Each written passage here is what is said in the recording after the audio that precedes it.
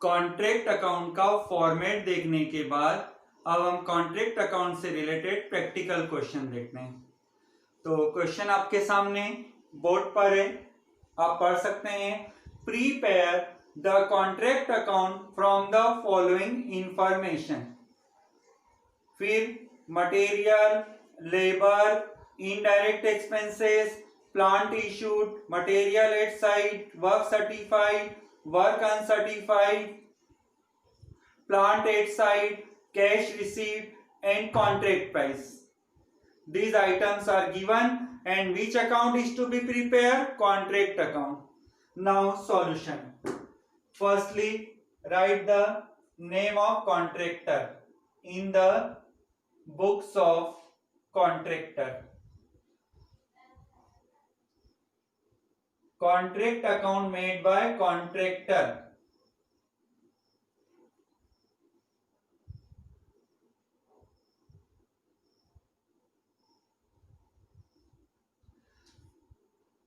Contract account.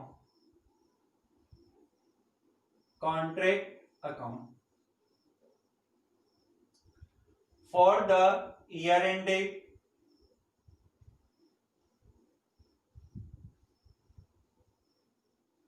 Year जब and होता है दिसंबर या मार्च हो सकता है, कॉन्ट्रैक्टर अपने कॉन्ट्रैक्ट का प्रॉफिट जानना चाहता है। Debit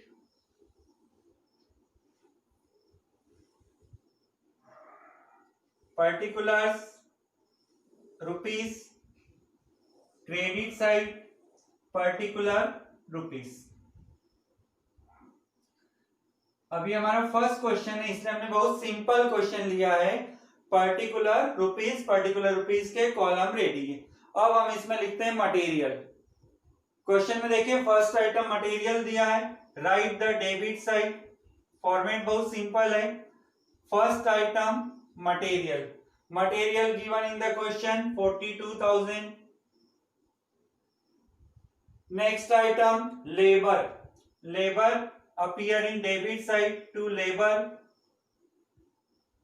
Amount of labor, amount of labor 50,000. Next item indirect expenses, indirect expenses debited, indirect expenses debited. Amount of indirect expenses 38,000. Next item plant issued, plant issued appear in debit side to plant issued.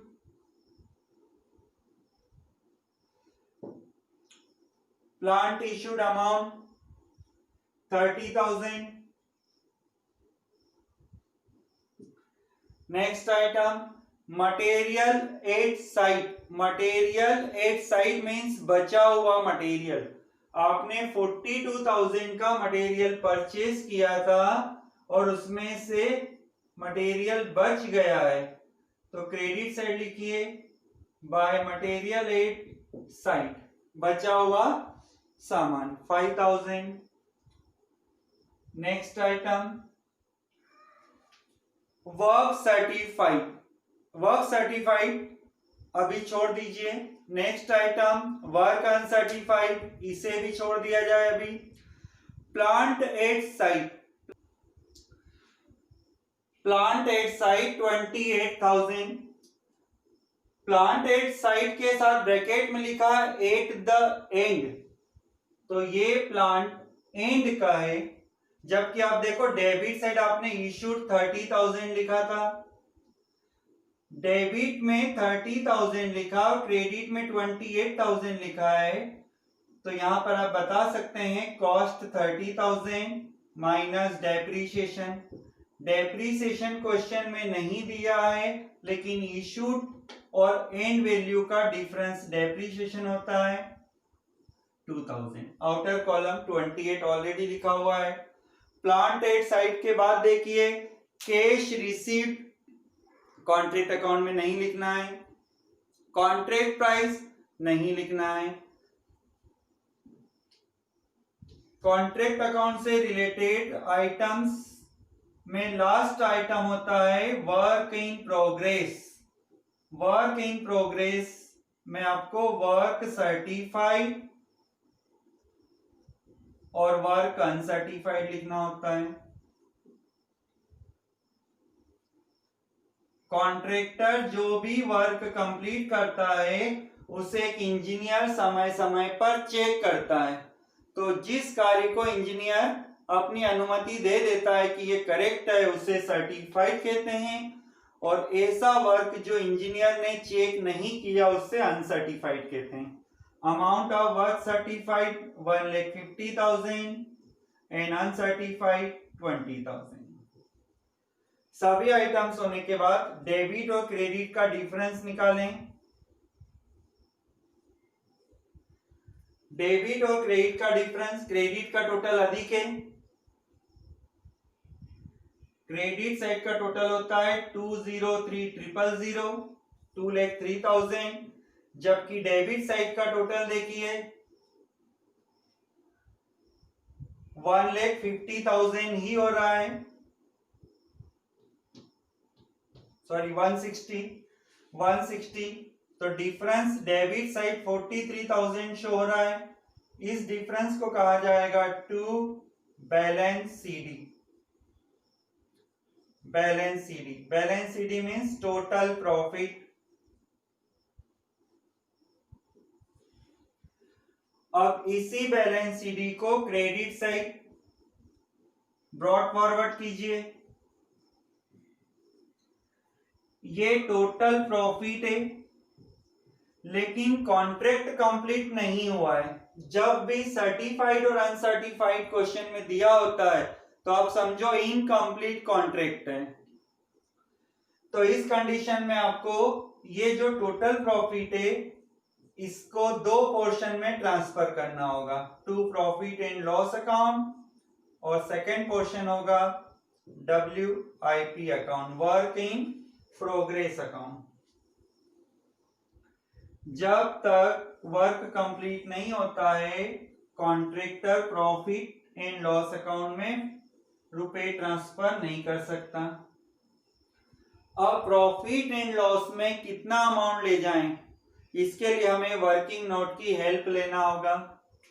तो हमने format वाले दिन आपको बताए थे कुछ working note और आपको क्लियर नहीं हुए थे, तो अब हम देखते हैं।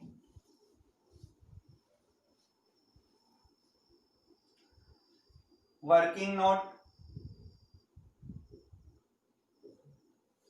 फर्स्ट क्वेश्चन है, बिल्कुल ध्यान से देखें। वर्किंग नोट में आपको वर्क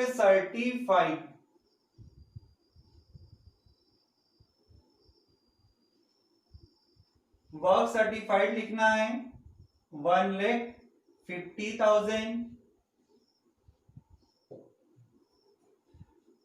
और इस वर्क सर्टिफाइड का 25% ऑफ कॉन्ट्रैक्ट प्राइस से कंपेयर करना है। 25% ऑफ कॉन्ट्रैक्ट प्राइस से कंपेयर करना है। कॉन्ट्रैक्ट प्राइस क्वेश्चन में देखो, कॉन्ट्रैक्ट प्राइस क्वेश्चन में है 8 लाख, 8 लाख इंटू 25/100, तो ये होता है 2 lakh.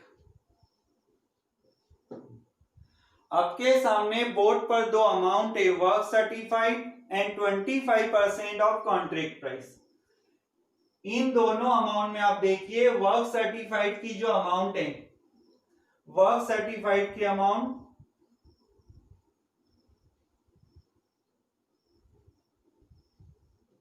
Work certified is less. आप देखिए वर्क सर्टिफाइड की अमाउंट 25% से कम है,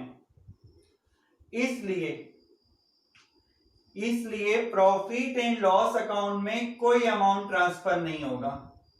आप देखिए फर्स्ट डे का चार्ट देखें हमारा, उसमें प्रॉफिट एंड लॉस में कोई अमाउंट ट्रांसफर नहीं करने का प्रोविजन बताया है।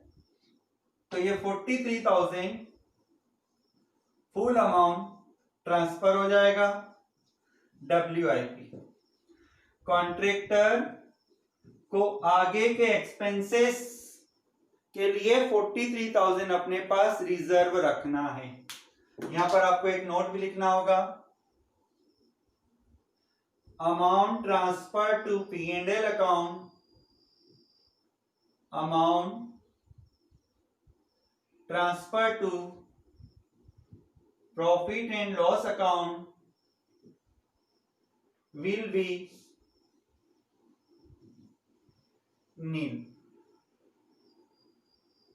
because